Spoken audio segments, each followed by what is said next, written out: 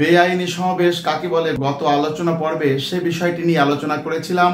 বন্ধুরা, আজ আলোচনা করব বৈধ সমাবেশ কখন অবৈধ সমাবেশে পরিণত হয় বা বৈধ জনতা কখন অবৈধ জনতায় পরিণত হয় সে সম্পর্কে। বৈধ সমাবেশ কখন অবৈধ সমাবেশে পরিণত হয় অথবা বৈধ জনতা কখন অবৈধ জনতায় পরিণত হয়, একটু বিস্তারিত বিষয় দিয়ে আলোচনা করি, তাহলে যে ধারাবাহিকতা যে বিষয়টি সেটি আপনারা বুঝতে পারবেন। তো 1861 সালের পুলিশ আইনের 30-এর ক্লোজ 1 এই ধারায় বলা হয়েছে, জেলা পুলিশ সুপারিনটেন্ডেন্ট অথবা সহকারী পুলিশ সুপারিনটেন্ডেন্ট জনসাধারণের চলাচলের রাস্তায় শোভাযাত্রা, মিছিল বা জনসমাবেশ নিয়ন্ত্রণ করতে পারবেন এবং কোন কোন রাস্তায় উহা যেতে পারবে তার নির্দেশ দিতে পারবেন। পুলিশ আইনের 30-এর ক্লোজ 1 ধারা এই কথাটি বলা হয়েছে যে জেলা পুলিশ সুপারিনটেন্ডেন্ট অথবা সহকারী পুলিশ সুপারিনটেন্ডেন্ট তারা জনসমাবেশ, মিছিল বা শোভাযাত্রা এগুলো নিয়ন্ত্রণ করতে পারবেন এবং কোন কোন রাস্তা দিয়ে এই মিছিল, জনসমাবেশ বা শোভাযাত্রা যেতে পারবে সে বিষয়টি দিক নির্দেশনা দিতে পারবেন।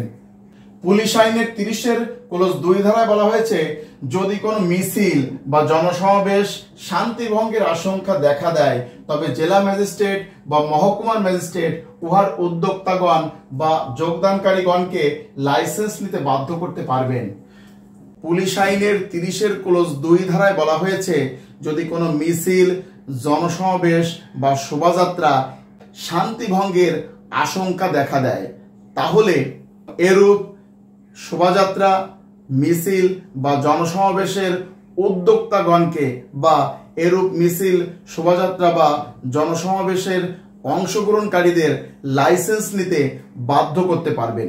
এখন যারা এরকম মিছিল, জনসমাবেশ বা শোভাযাত্রা করবেন তারা জেলা প্রশাসক বরাবর একটি আবেদন করেন। একটি আবেদনটি যখন পুলিশ সুপারের নিকট আসবে তখন কি হবে, পুলিশ আইনের 30-এর ক্লোজ 3 ধারায় বলা হয়েছে, এইরূপ লাইসেন্সের দরখাস্ত পাইলে দরখাস্তকারীর নাম উল্লেখ করে শর্তাবলী আরোপপূর্বক পুলিশ সুপার লাইসেন্স মঞ্জুর করতে পারবেন।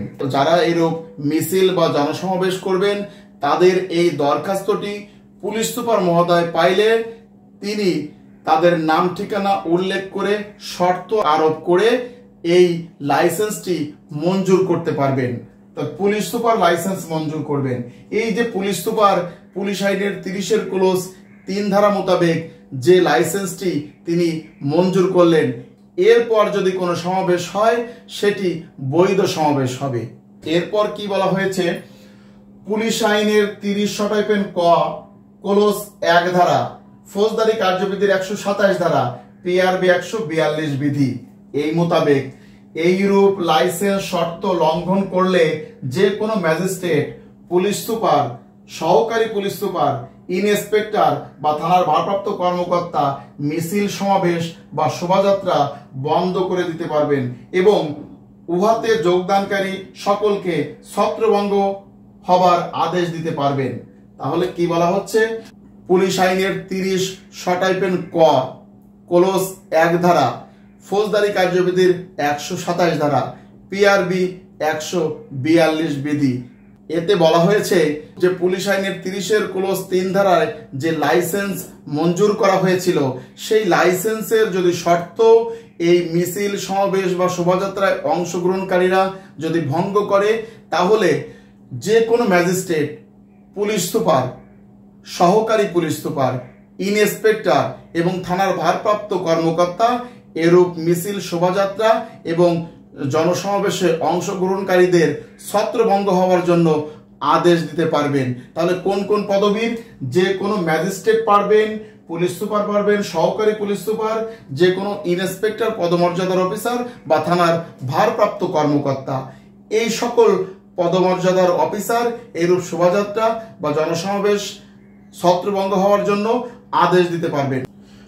পুলিশ আইনের 30 ক ক্লোজ 2, পুলিশ আইনের 30 ক ক্লোজ 2 ধারায় বলা হয়েছে, অনুরূপ কোন শোভাযাত্রা, জনসমাবেশ উক্ত আদেশ পালন করতে বা ছত্রভঙ্গ হতে অস্বীকার করলে উহা অবৈধ জনতা বলে বিবেচিত হবে এবং ঘোষিত হবে।